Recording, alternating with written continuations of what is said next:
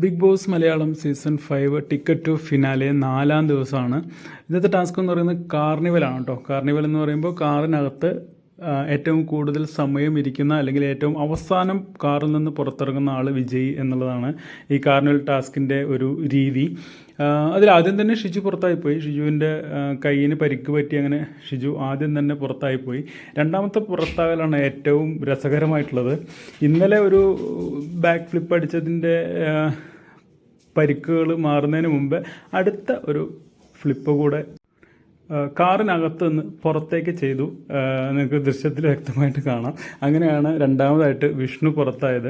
പിന്നെ അടുത്തത് എനിക്ക് തോന്നുന്നു മാരാർ ഇറങ്ങിപ്പോകാൻ സാധ്യതയുണ്ടെന്ന് തോന്നുന്നു. കാരണം മാരാർ പറയുന്നുണ്ട് ഇപ്പോൾ തന്നെ ഇതിനകത്ത് ഒന്നും ചെയ്യാൻ പറ്റുന്നില്ല എന്നുണ്ടെങ്കിൽ പിന്നെ എന്താണ് ഗെയിം, കാറിനകത്ത് വെറുതെ ഇരിക്കാനാണോ?